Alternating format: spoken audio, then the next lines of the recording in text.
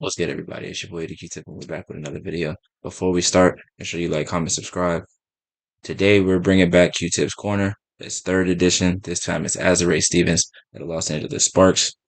And really, what I want to just put out about her is like the amount of improvement that she has gained every season. And I would also say like the amount of like faith that she's got from organizations over the seasons or over her years in the WNBA because she was a player that was drafted. She was drafted, I want to say pretty high. She was drafted in the first round for sure. But like sometimes when you get drafted in certain spots, you don't know what your career is going to be. She was drafted to Dallas, played a lot of games her first year. Her second year only played 9. 2020 in Chicago, she only played 13. And then the year that they won the championship, she played 30 and was pretty integral to their championship, I would say, off the bench and just being a player that they could count on to be consistent and not, come out and try to do something out of body or something that she's not capable of. But I think once she got to LA, that's when she was really able to hone in on her skills and just be more confident and feel more confident about what she's doing on the floor. And like being able to do this and then me doing this won't mean that I'm getting sent to the bench or someone's going to look at me like, what are you doing? Like she has full capabilities of doing a bunch of different things on the court. And I think with the Spark, she's been able to do that. As far as like, obviously everyone knows she can shoot the three, she can space the floor. She's a pretty good defender as well. Really good length. She's smaller for the center position. She's still like 6'5", 6'6", but in terms of like frame and stature, she's a little bit smaller than most. So she's battling with bigger posts 9 times out of 10, which I think she deserves a lot of credit for. But she's able to do so many different things on the court at her size and at her position that I think goes underappreciated because she doesn't do anything really flashy. She's always where her teammates need her to be. She's good at re-spacing. She's good at stepping out, shooting a three. She's good at being in transition and coming up and shooting a three. If you give it to her in the post, she's able to look around and see what other teams are trying to do as far as like if they're sending help, if they're going to send a double, if they're going to let her play 1-on-1. She's a great cutter, great screener, does really everything well on the court. And sometimes, like I've said in past videos, when you do stuff really well and you don't do anything really like elite, like you get overlooked. And if you don't do anything super entertaining, you also will get overlooked. She averaged 13 points, 8 rebounds, 1.2 steals, 1.1 blocks. Most of those are career highs. The points and the rebounds are career highs. Um, she was top 10 in rebounds, top 12 in blocks. It was really a big piece of why the Sparks were able to go on that run they went on later in the season and almost got into the playoffs. She's always available. She's always consistent. Her effective field goal percentage was 56. She jumped in 3-point percentage, rebounds, and she's never the first option. Like being able to do what she's done, especially this season or this past season, um, being able to do what she does and not being a focal point of the offense is super impressive to me. I feel like a lot of times we see players make jumps and make leaps, and it's because they got more opportunity. Which obviously, if you get more opportunity, you want to you want them to take that leap. But when there's someone that's really in the same role year in and year out, but they continue to improve in that role, I think that's when you start to look at a player like, okay, like they really understand how to maximize their role, maximize their talent, maximize their skill level. And she had some big games this season. Um, some of those will be highlighted on the TikTok portion of this where I do the highlights of every player that I'm focusing on per video. So the TikTok will be featuring Azura Stevens highlights. We already have Haley Jones. That was the first edition. And then we have Caleb McBride was the second edition. Um, but some of her big games this year, she had 21, 5, and 5 um, against Seattle in their 2 overtime wins. She had 17 and 11 against New York. She's had 17, 8, 4, 2, and 3 against Connecticut. She had 21 and 11 against Connecticut, 21 and 12 against Indiana.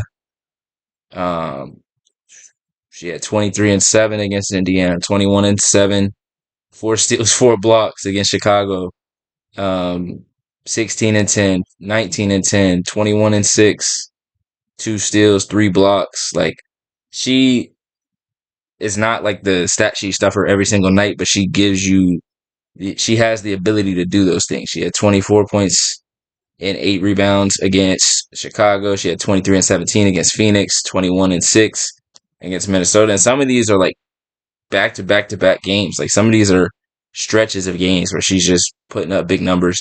But again, she's not a player that is going to go into a game and be a number one option, or like, oh, we're going to play through Azura tonight, or Azura is going to get this many shots or this many looks. So it's really like you got to be efficient in your role. You got to be efficient in the shots that you get and the chances that you get, because if you don't make those couple of shots, then everything's going to look really bad. She shot 48% from the floor, 38 for three, which is really good for a center, and 79 from the free throw line. Um, I think she's probably underappreciated because of the lack of like elite talent, elite skill, like in elite skill. I think just being a great competitor and being a great teammate is always something that you can lean on, and especially in a league where it's hard to like really make your mark if you're not one of the top talents. Like from year to year, it's hard to know like what teams are going to want or what teams are going to expect from you. Obviously, when she's someone that plays for the Sparks and you bring in, Dearica Hamby came in a couple years ago, then you draft Rakia Jackson, you draft Cameron Brink, and it's like, okay, where do I go? And then obviously Cameron Brink gets hurt, and that opens up the door for her to continue to raise her level, raise her talent level. And she played so well this season that when Cam Brink came back, she stayed on the bench. And now, granted, that could have been because they didn't want to rush her back too quick. But I think if Azure Stevens wasn't playing well, it would have been easy to just throw Cam Brink into the starting lineup. But I think Azure Stevens was playing so well that it forced them to make a decision of like, all right, are we going to just go full on Cam Brink now, or are we going to wait till next season and then figure out what happens with Azure Stevens after that? Because Azure Stevens, much like most of the vets in the league, I'm assuming, is a free agent. So she could see how much she's worth this offseason, which I would love to see. The only thing is like there's so many post players around the league that it's like I don't know how she's valued. You know what I mean? Like we still have players like Jonquel Jones and Brandon Stewart and Asia Wilson and Brianna Jones and Alyssa Thomas. Like, and when I say post players, I mean fours and fives. So like, there's so many different players that are there. That's like, all right, you got Angel Reese, you got Camila Cardoso, you got Natasha Howard and Aaliyah Boston. Like a lot of teams have multiple bigs. Like there are teams that are missing them, but they may be able to get those in free agency, or they may be able to get those through the draft. So it's going to be really interesting to see what happens with her in the offseason, because this has probably been her best season as a pro, best season in the WNBA. And it probably couldn't happen at a better time. Honestly, this is the perfect time because she gets to decide where she takes her career, where she goes to continue to build on her career. And I could see her coming back to LA because she's been there for 3 years now and she's had such a good role. And maybe she's okay with potentially coming off the bench, because um, next year Cam Brink will be starting, Rakia Jackson will be starting, and probably Dearica Hamby will still be there. But maybe she's not. Maybe they play Cam Brink at the 4 and play Azure Stevens at the 5. Like we really just don't know. But all that, I'm just here to say that Azure Stevens deserves a lot of credit for being able to be elite in her role, be elite in what she's been asked to do on many different teams. When she was in Chicago and Dallas, she was asked to do different things. And when she got to LA, she was asked to do specific things. And this year she was asked to do more. And she was able to do that. She raised her game. She raised her point per game average 4 points from last season to this season. She raised her rebound average, and that's with playing with two other forwards in Rakia and Dearica, who are both players that try to go get rebounds. So, and again, Azure Stevens is undersized compared to the other centers and other power forwards. So, her being able to do that at the high level that she was this year, I think deserves a lot more credit. She was potentially an all-star. I think she has a case for being a snub. Like, it's hard to say like, oh, this player shouldn't have made it, this player should have. But Azure Stevens going into the All Star break, and I would say even after, definitely had a case for All Star. Um, and in a different year, could have potentially been on an All WNBA team, maybe if they had won a few more games, because there were times where she was the second best player on the team. And that's not a shot at De'Erica Hamby or Kelsey Plum. There was just certain nights where Azure Stevens was either the best player or the second best player on the team. And there hasn't been a lot of times where we were able to say that in past years. And I think that has a lot to do with confidence and rhythm and just trusting in your abilities, to trusting in your talents, and the coach trusting in your talents. I think having, I'm blanking on her name right now, but having the coach come in from Utah who was very like, we want to shoot threes, we want to shoot threes, we want to go up and down. That's it works perfectly for her because Azra Stevens, like we said, is a pick and pop big. She can shoot the three well. She can shoot the mid range. She can take people off the dribble with her athleticism and size and speed. So she fits in perfectly with that system. So I think that plays a little bit of a part in it too. But you have to be able to execute in that system for it to work. So while the coach deserves some credit, she also deserves a lot of credit for being able to change and just take a step forward in terms of shooting more shots and just, again, being confident and trusting herself and just believing in her abilities, believing in her work, believing in the craft that she's honed in on for years and years. Even when she was at UConn, she was, granted she was at Duke before that, but even when she was at UConn, you could see she just understood the game at a high level. And when you understand the game, it's easy to make to fit into systems and to fit into a role and excel in a role.